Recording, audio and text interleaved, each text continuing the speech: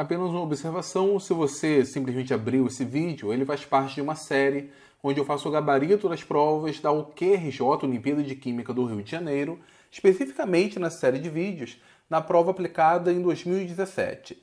E um aviso, se você for professor e quiser inscrever seus alunos, as inscrições vão até o dia 18 de agosto. Então, temos ainda aí alguns dias para isso, se você estiver assistindo esse vídeo antes do dia 18 de agosto.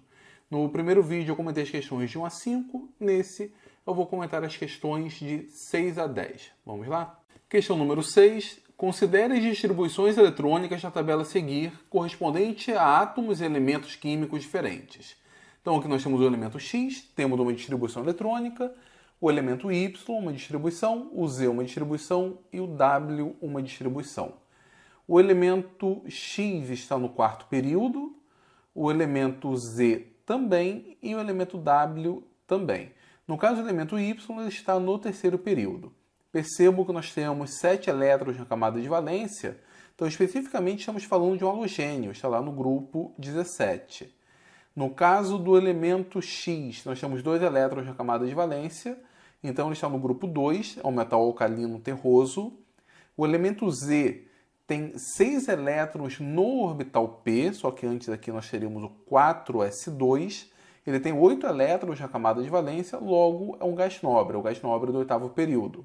Enquanto que o W, ele apresenta 1 elétron na camada de valência, estamos falando de um metal alcalino terroso. Aliás, de um metal alcalino. O metal alcalino terroso, no caso, é o elemento X. Com base nisso, vamos então às afirmações. São elementos gasosos Y e X. Bom, não sei, tem que olhar na tabela. Na verdade, vamos dar uma olhada direto aqui na tabela para identificá-los. No caso do elemento X, ele está no quarto período e grupo 2. Então, 1, 2, 3, 4, grupo 2, estamos falando do cálcio. Então, cálcio é o X. O Y, ele está no grupo 17, período 3. Grupo 17, período 3, nós estamos falando do cloro. Então, aqui nós temos o elemento Y. O elemento Z é o gás nobre do quarto período. O gás nobre do quarto período é o xenônio. Então, esse daqui é o Z.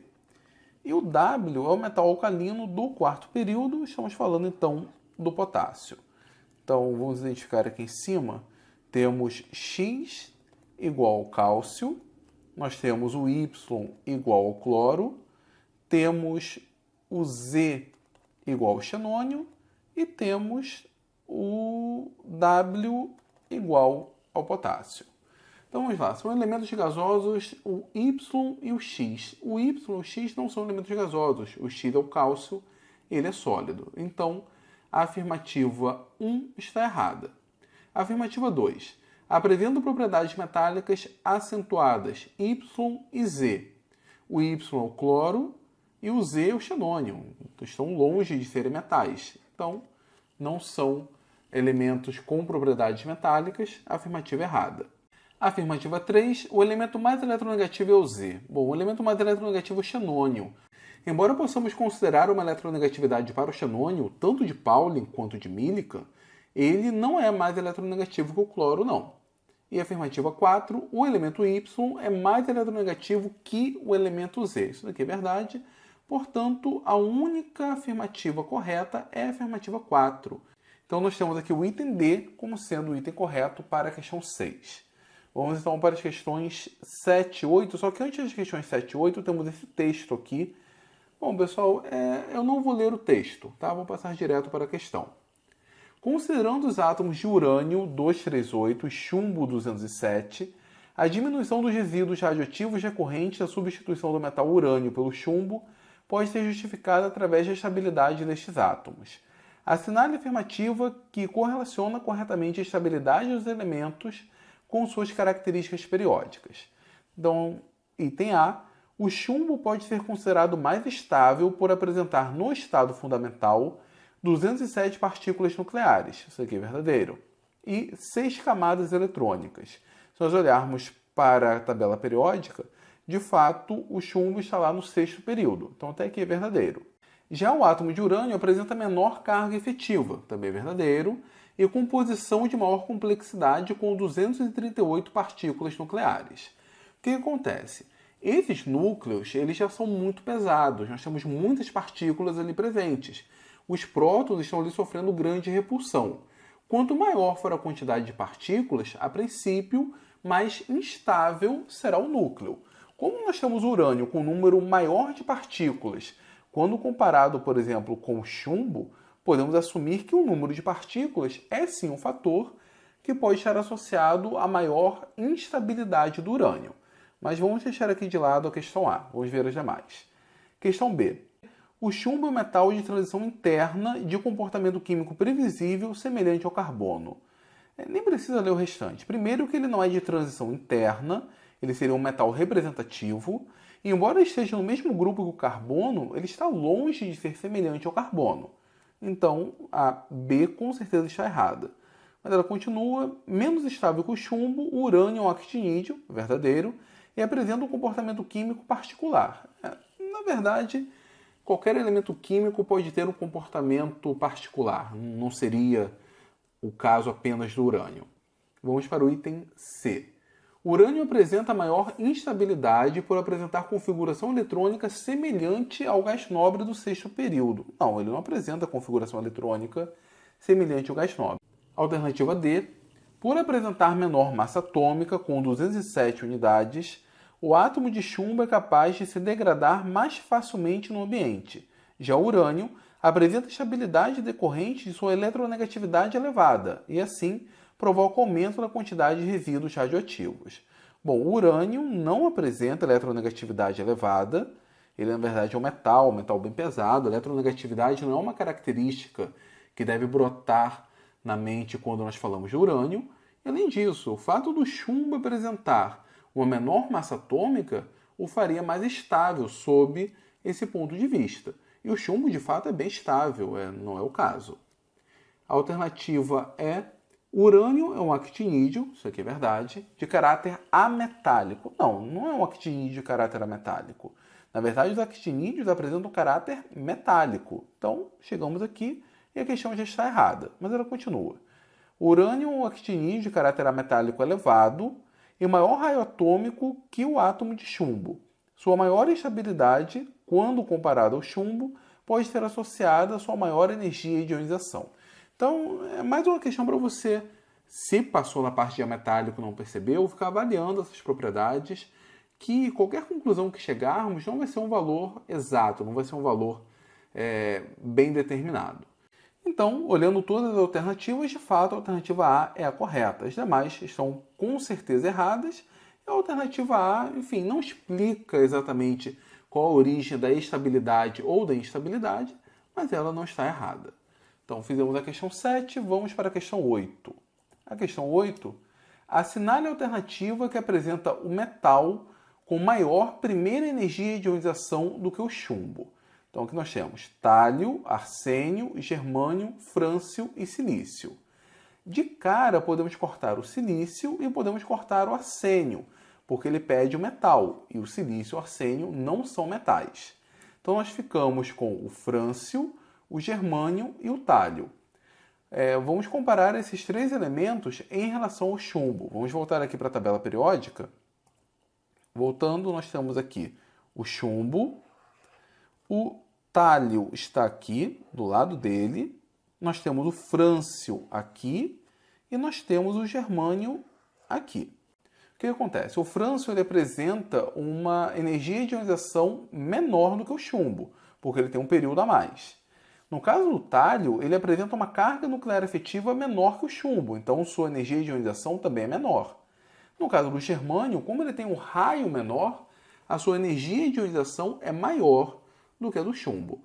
Então, o metal que apresenta maior energia de ionização que o chumbo, de fato, é o germânio. Então, voltando aqui para a questão, a alternativa correta é a alternativa C. Fizemos então a questão 8, vamos para a questão 9. Em uma exposição em um laboratório de química, foi preparada uma torre de líquidos. Para isso, foram adicionados 150 ml dos líquidos A, B, C, D, E e F, nesta ordem, em uma proveta de 1 litro. A composição dos líquidos e suas respectivas densidades são dadas na tabela abaixo. Então, temos essa tabela aqui. o número de fases polares e apolares na torre de líquidos é, respectivamente. Então, isso aqui é uma questão bem interessante. Vamos imaginar aqui essa torre de líquidos com esses 6 líquidos. Bom, primeiro vai estar aqui no fundo o mais denso, e o mais denso é o bromo.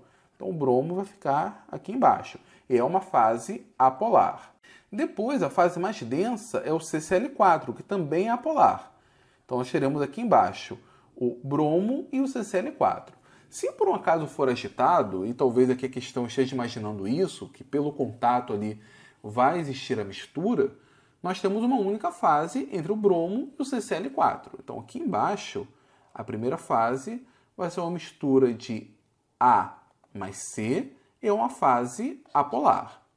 Bom, logo em seguida, nós temos água mais corante alimentício. Vai ficar aqui, eles não se misturam. É uma fase polar. A princípio, essa fase B, água mais corante alimentício, iria se misturar com etanol, porque são polares. Só que, devido à diferença de densidade, aqui a densidade é 1, aqui a densidade é 0,86. Entre elas tem essa fase D, que é o óleo de cozinha, com densidade 0,8, que impossibilita essa mistura.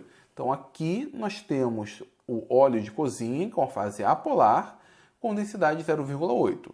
Depois vai vir o etanol, com densidade 0,86, com a fase polar. E por último, aqui em cima nós teremos querosene, com densidade 0,82, que é uma fase apolar. Então nós temos aqui uma fase apolar, 3 fases apolares. E temos 2 fases polares. Então, o número de fases polares, nesse caso aqui 2, e apolares 3, é mostrado corretamente na alternativa B. Fizemos a questão 9 e vamos para a última desse vídeo, que é a questão 10. 5 frascos numerados de 1 a 4, contendo sólidos brancos moídos, estavam sem rótulo em um laboratório. Ao lado dos frascos, as etiquetas soltas possuíam os seguintes nomes: hidróxido de sódio, sacarose, ouro branco e icosano. Icosano é esse composto orgânico aqui.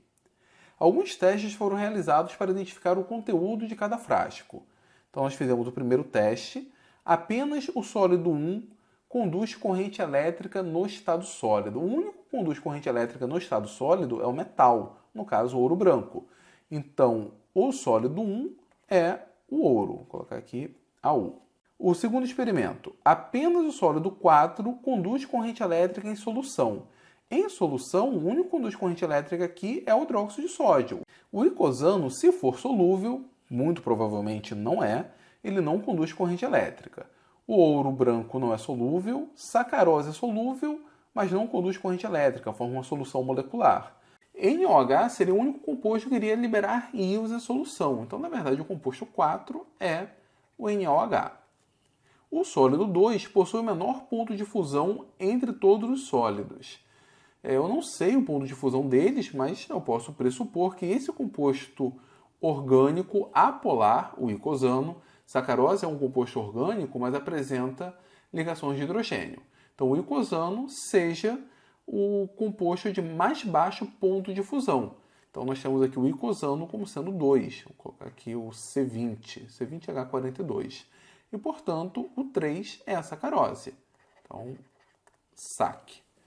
Com base nestes resultados, para a identificação correta dos sólidos 1, 2, 3 e 4, estes devem receber as seguintes etiquetas respectivamente. Então, a etiqueta 1 é para o ouro. Cortamos o item A e o item B. Depois nós temos o icosano, cortamos aqui o item E. Passamos então para a sacarose. No caso, a alternativa correta é a alternativa C. Com isso, pessoal, nós vimos as 5 questões para esse vídeo, que é o segundo vídeo da prova EM1. No próximo vídeo, veremos as questões de 11 a 15.